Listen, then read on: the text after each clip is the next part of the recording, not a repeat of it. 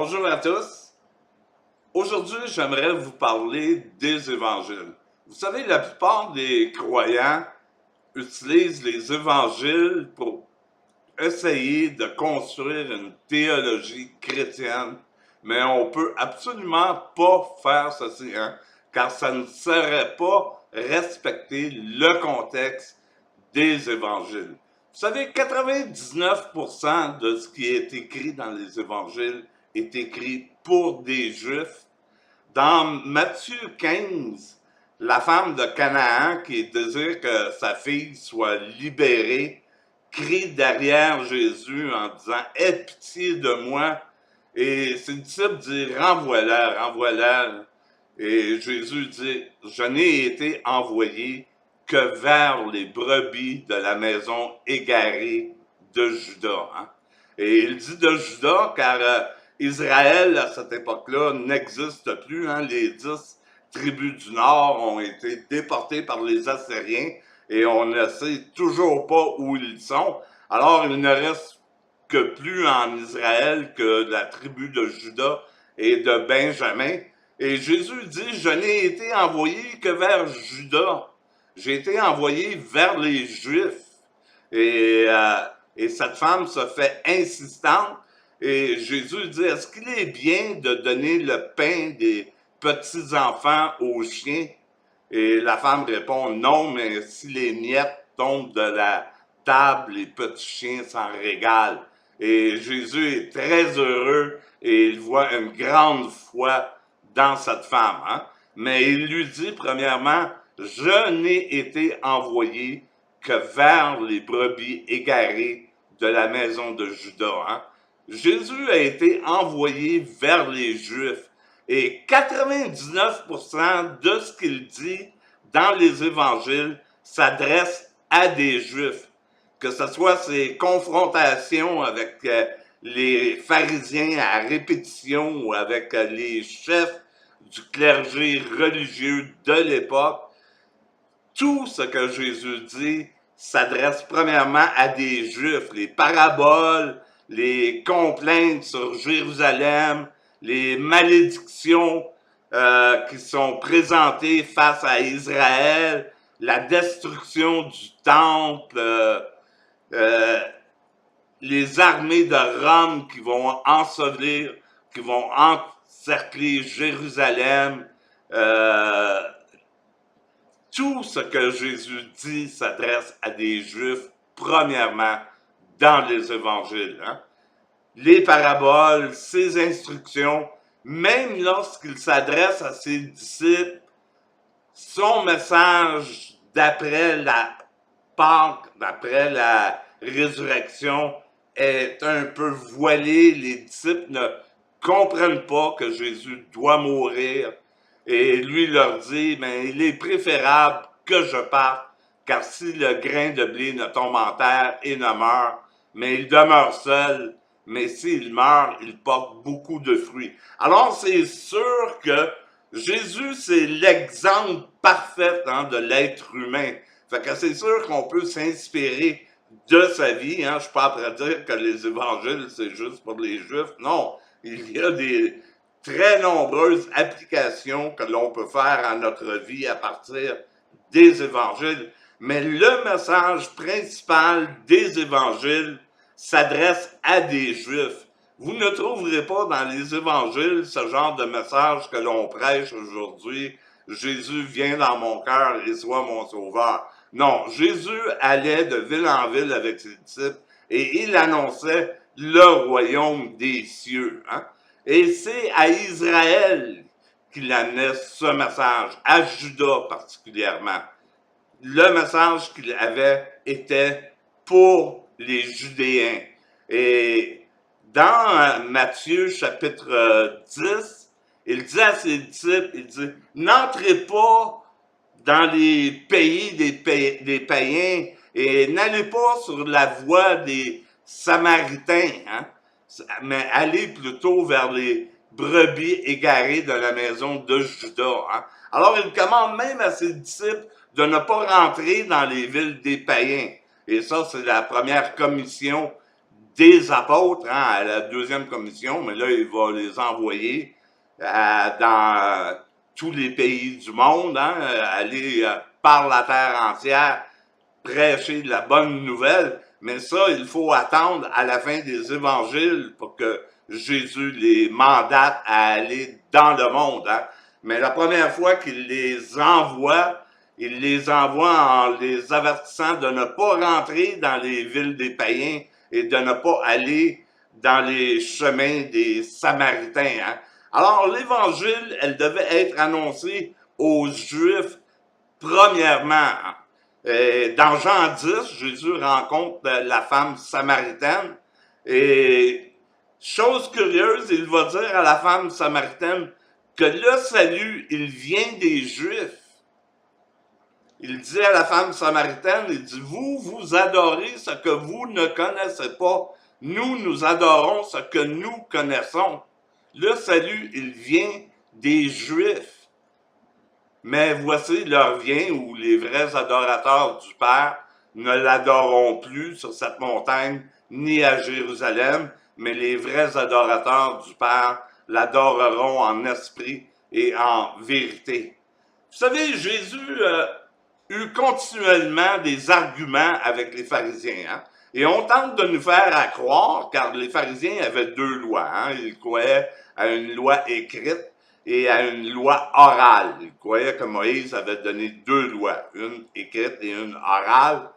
Et plusieurs nous disent que les arguments que Jésus avait avec les pharisiens, c'était concernant la loi orale. C'est absolument faux. Relisez les évangiles et vous allez voir qu'à toutes les fois que Jésus argumente avec les pharisiens, c'est concernant la loi de Moïse.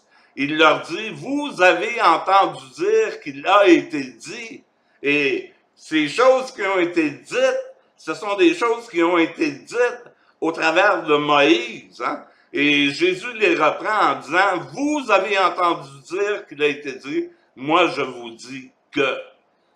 Pour les Juifs, entre autres, il avait été dit d'aimer leur prochain, d'aimer Dieu comme eux-mêmes et d'aimer leur prochain. Et le prochain, c'est celui qui t'est proche. Mais il était aussi annoncé d'haïr ses ennemis. Ils avaient le droit d'haïr les étrangers. Les étrangers, ça veut dire les étranges, ceux qui viennent d'ailleurs. Ils avaient le droit d'aimer leurs ennemis. Et Jésus leur dit, lui, de faire du bien à leurs ennemis, d'aimer leurs ennemis, de prier pour ceux qui les persécutent. Alors Jésus, oui, va dire à ses disciples que leur justice doit dépasser la justice des pharisiens, car si votre justice ne surpasse pas celle des pharisiens, vous n'entrerez pas dans le royaume des cieux. Alors il est question tout au long des évangiles du royaume. Jésus prêche le royaume et il met en garde continuellement les pharisiens, les chefs religieux de son époque, de manquer le bateau et de ne pas rentrer dans le royaume des cieux. Il dit, voici, le royaume va vous être enlevé et vous allez être mis à la porte du royaume. Et les brigands et les prostituées vont vous devancer dans le royaume des cieux. Vous allez être mis à la porte là où il y a des pleurs et des grincements de dents. Et les pleurs et les grincements de dents, ce n'est pas un tourment en enfer. Les pleurs et les grincements de dents sont utilisés dans l'Ancien Testament pour parler d'une perte ou d'une jalousie ou d'une convoitise.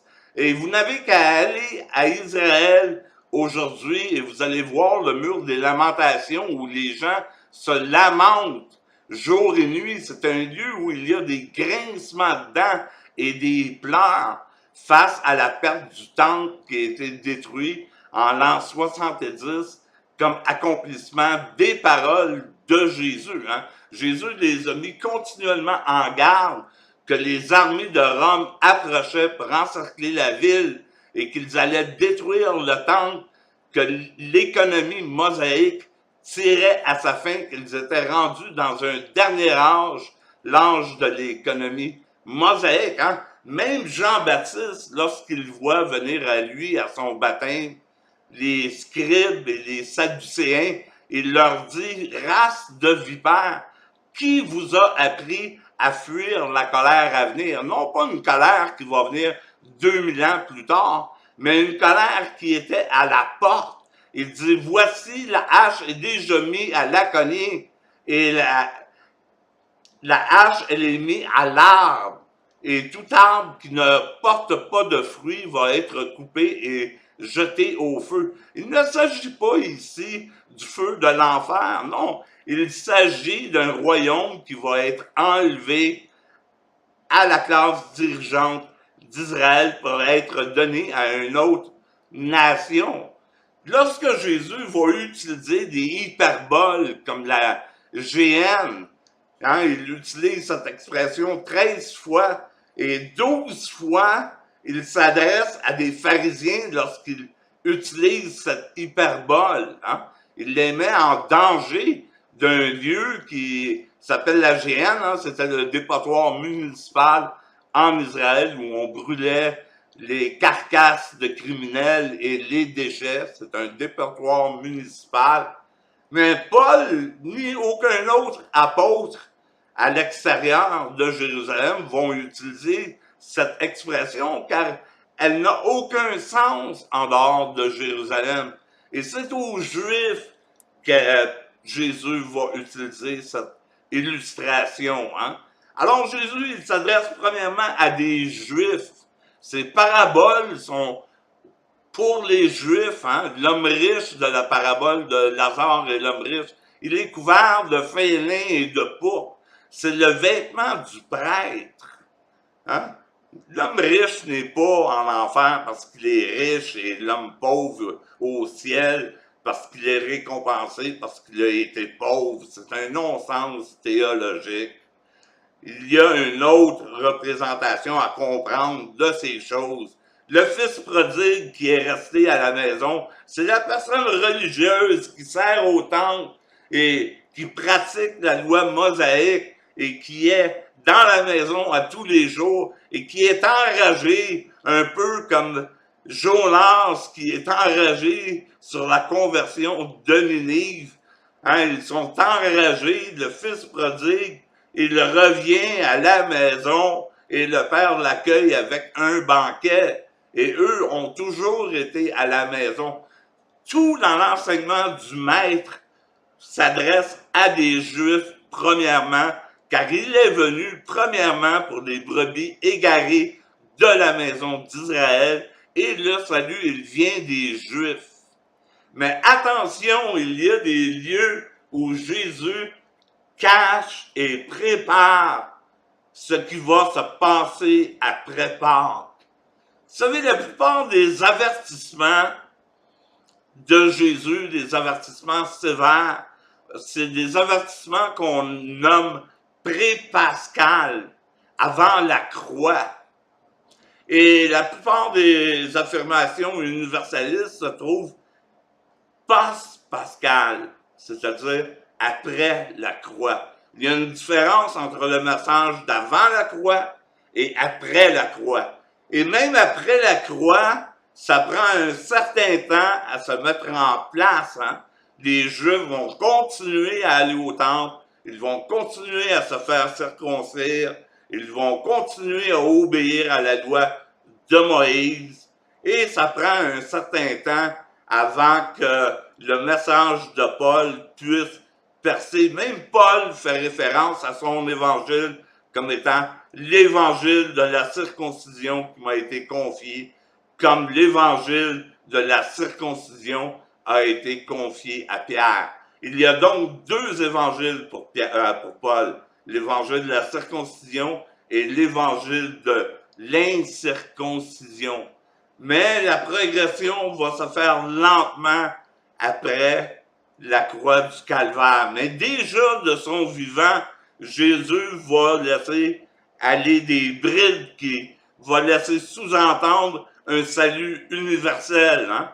À sa naissance, premièrement, lorsque Siméon et Anne l'acclament et Siméon tient l'enfant dans ses mains et il dit « Je suis tellement content car mes mains tiennent la consolation d'Israël. » Et il se tourne vers Marie et il dit, il sera pour plusieurs en Israël un sujet de chute et de rétablissement.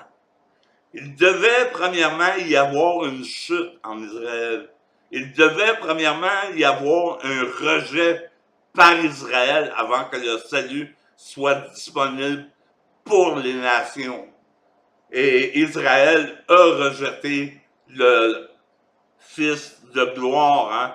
Alors, le salut, il est devenu disponible aux nations, comme il est dit dans Romains chapitre 8, où Israël a été mis à part pour un temps jusqu'à ce que la majorité des païens soient entrés. Hein? Alors Dieu a voulu susciter en eux la jalousie, hein, encore, les grincements de dents et les pleurs. Il a voulu susciter en eux la jalousie, hein, pour être la richesse du monde. Hein? Par leur chute est venu leur amoindrissement, mais par leur amoindrissement est venue la richesse du monde, hein, et la justification qui nous donne la paix. Alors, premièrement, il devait être rejeté par les Juifs. Hein? Et le jour de la Pentecôte, l'apôtre Pierre se tient devant le portique de Salomon et le Saint-Esprit descend sur eux, hein, comme le Seigneur leur avait dit. Il dit, restez à Jérusalem et attendez la promesse. Hein. Et le jour de la Pentecôte, ils reçoivent le Saint-Esprit et l'apôtre Pierre réfère à Job, pas Job, Joël dans l'Ancien Testament qui avait prophétisé dans les derniers jours, dans les derniers âges, Dieu répandrait son esprit sur combien de chair? Sur toute chair. C'était le début d'un ère nouveau. Hein? Et c'est le début, bien sûr. Quelques-uns étaient présents le jour de la Pentecôte. Hein? 3000 personnes ont été sauvées cette journée-là. Mais combien d'autres par la suite ont été sauvés et combien d'autres seront sauvés? Car il faut que l'Esprit soit sur toute chair. Tout œil verra le salut du Seigneur. Toute bouche confessera. Tout genou fléchira. Les extrémités de la terre verront le Seigneur. Et lorsque Pierre s'adresse à la foule cette journée de la Pentecôte, il dit, il faut que ce Jésus que vous avez crucifié soit gardé au ciel jusqu'au jour du rétablissement de toutes choses. Alors déjà là, Paul, dès le début de l'ère chrétienne, annonce qu'il y aura un parachèvement à la création, qu'il y aura un rétablissement de la création, qu'il y aura une récapitulation de la création, hein? Que Dieu réunirait toutes choses ensemble, hein? Et que Dieu serait tout et en tous. Et même dans les évangiles, hein, un jour on demande à Jésus, mais qui peut être sauvé? Et Jésus dit à ce titre, c'est impossible aux hommes, mais tout est possible à Dieu. Et moi, quand j'aurai été élevé, j'attirerai tous les hommes vers moi. Et ailleurs, Jésus dit, le Père m'a donné autorité sur toute chair. Le Père lui a donné autorité sur combien de chair? Le Père lui a donné autorité sur toute chair. Et il dit, et je ne perdrai rien de ce que le Père m'a donné, et je le ressusciterai au dernier jour. Hein? Car ça est la volonté de Dieu. La volonté de Dieu, c'est qu'aucun homme périsse, mais que tous parviennent à la connaissance du Seigneur Jésus-Christ. Si c'est la volonté de Dieu, la Bible nous dit qu'il est impossible de résister à la volonté de Dieu, car ce que Dieu fait, il l'accomplit aussi. Et Jésus dit que le Père lui donne toujours ce qu'il demande, car il fait toujours la volonté de Dieu. Alors la volonté de Dieu, c'est qu'aucun homme périsse, mais que tous parviennent à la connaissance du Fils de Dieu. Faites le calcul. Il lui donne autorité sur toute chair Il fait en sorte qu'il ne perde rien de ce qu'il lui a donné. Et Dieu va le ressusciter au dernier jour. Hein? C'est glorieux, c'est une très bonne nouvelle. On est loin de la mauvaise nouvelle. Vous savez, il y a environ 650 billions d'habitants qui ont passé sur cette terre. Et on tente de nous faire croire que seulement 5 billions, puis là, je suis généreux, hein, parce que il y a 5 billions de chrétiens qui ont habité cette terre, mais c'était pas tous des chrétiens qui avaient une communion avec Dieu, loin de là, hein. Alors, on me fait à croire que la grande majorité d'êtres humains qui n'ont jamais entendu parler de Jésus-Christ ou qui n'ont entendu parler incorrectement vont se retrouver un jour en enfer pour toute l'éternité. Et on ose me dire que c'est ça la victoire de Jésus-Christ. C'est la plus grosse défaite qu'il y a eu dans l'humanité, si c'est le cas. C'est une défaite, c'est pas une victoire.